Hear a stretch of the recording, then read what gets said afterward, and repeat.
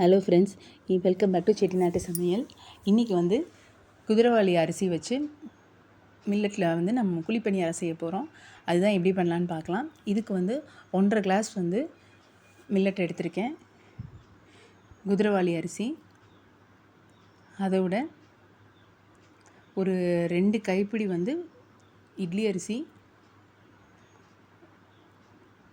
ஏன்னா அது மட்டுமே போட்டால் வந்து கரெக்டாக அந்த இது வராது.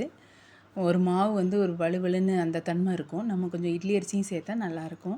அதனால் ஒரு 2 கைப்பிடி இட்லி அரிசி சேர்த்தாச்சு. இதுக்கு வந்து ஒரு 4 ஸ்பூன், ஒரு கால் டம்ளருக்கும் குறைவாக, கால் உலக்குக்கும் கம்மியாக ஒரு 4 ஸ்பூனில் வந்து உளுந்து சேர்த்துருக்கேன்.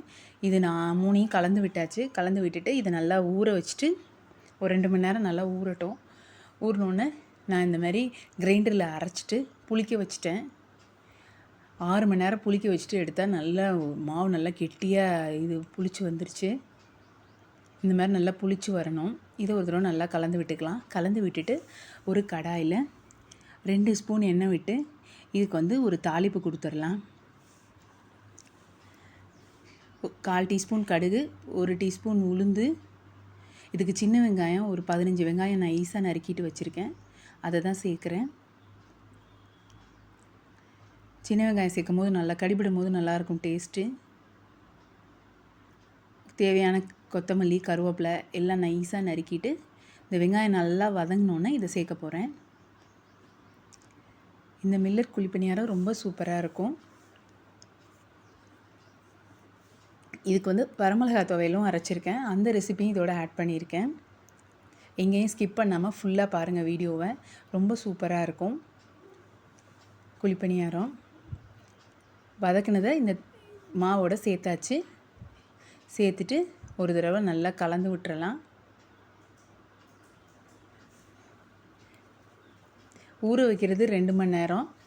அரைச்சோடனே ஒரு 6 மணி நேரம் கழித்து புளித்த உடனே எடுத்து நல்லா பபுள்ஸாக வந்திருக்கும். புளிச்சு லைட்டாக இதுவாகி அதுக்கப்புறம் எடுத்து நம்ம பண்ணிக்கலாம்.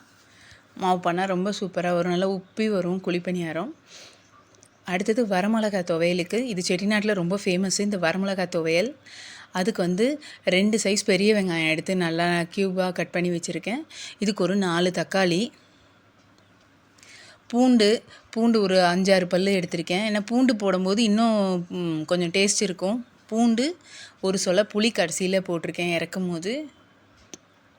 வெங்காயம், பூண்டு, உளுந்து கொஞ்சம் நல்லா எதுக்குமே கொஞ்சம் உளுந்தை வதக்கிட்டு அரைக்கும் போது சேர்த்துட்டு அரைச்சிங்கன்னா ரொம்ப சூப்பராக இருக்கும். திருப்பி நம்ம தாளிக்கிறதுக்கும் தாளிப்பு கொடுக்குறதுக்கும் கடுகு உளுந்து கொடுக்கணும். அங்கே உளுந்து வதக்கிட்டோமேனு திருப்பி கடுகு உளுந்து தாளிக்காமல் இருந்தோம்னா டேஸ்ட் நல்லா இருக்காது.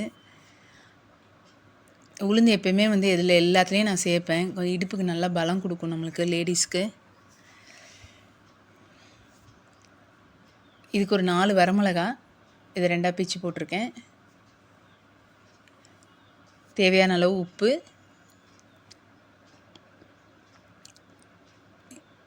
இது ஆஃப் பண்ணுற சமயத்தில் ஒரு சொல புளி சேர்த்துருக்கேன்.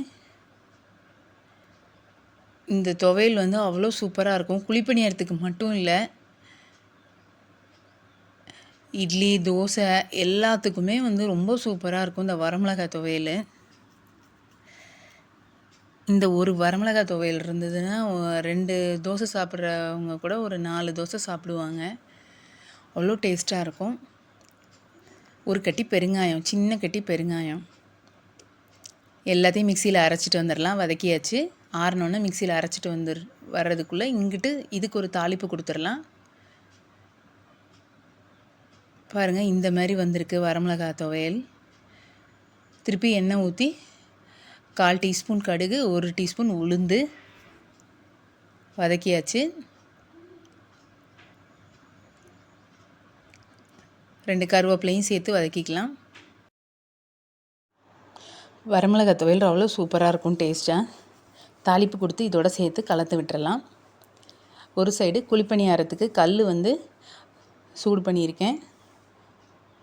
இதை சேர்த்தாச்சு. சூடு பண்ணிவிட்டு நல்லா அதில் எண்ணெய் விட்டுருக்கேன். உங்களுக்கு நெய் பிடிக்கும்னா நெய்யும் விட்டுக்குங்க. ஃபுல்லாக ஊற்றிடாமல் பாதியாக ஊற்றணும். ஏன்னா அப்போ தான் அது நல்லா உப்பி வர்றதுக்கு நல்லா பெருசாக இருக்கும். நான் ஆப்ப சோடாவோ அதெல்லாம் எதுவும் சேர்க்கல. ஜஸ்ட்டு புளிக்க தான் விட்டுருக்கேன் மாவு. 6 மணி நேரம் புளிச்சிருச்சு. எடுத்தோன்னே இந்த மாதிரி ஊற்றிருக்கேன். சூப்பராக குழிப்பணியாரம் ஊற்றியாச்சு. நம்ம திருப்பி விட்டுட்டு திருப்பி ஒரு தடவை எண்ணெய் நல்லா மேலே ஊற்றிட்டு பார்க்கலாம்.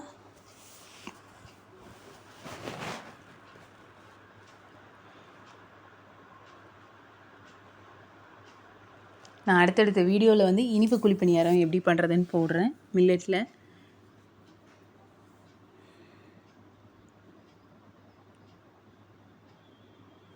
நல்லா வெந்துருச்சு. இந்த மாதிரி திருப்பி விட்டாச்சு.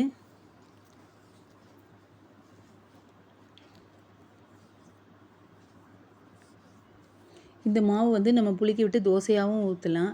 சரி, எப்பயும் தோசை இட்லி ஒரே மாதிரி ஊற்றாமல் ஒரு தடவை குழிப்பணியாரம் ஊற்றும் போது ரொம்ப சூப்பராக இருக்கும்.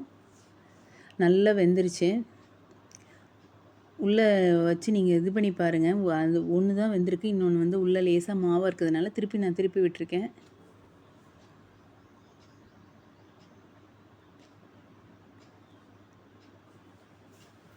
இது காலைல டிஃபனுக்கும் செஞ்சுக்கலாம், இல்லை ஈவினிங் ஸ்நாக்ஸு, இல்லை நைட்டு டின்னர் கூட செஞ்சுக்கலாம்.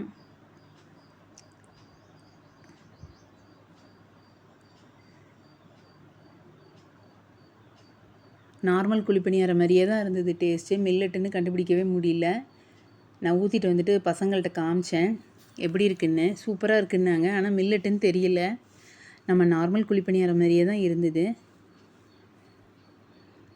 டைரெக்டாக மில்லட் சாப்பிடாதவங்க இப்படி நம்ம வந்து பொங்கல், கிச்சடி, இந்தமாரி குழிப்பணியாரம் இந்த மாதிரி வெரைட்டியாக செஞ்சு கொடுக்கும்போது இப்படி சாப்பிடலாம்.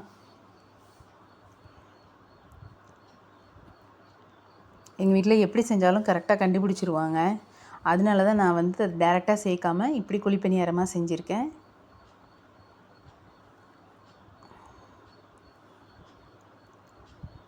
பாருங்கள், எல்லா மாவையும் நான் ஊற்றி ஃபுல்லாக எடுத்தாச்சு.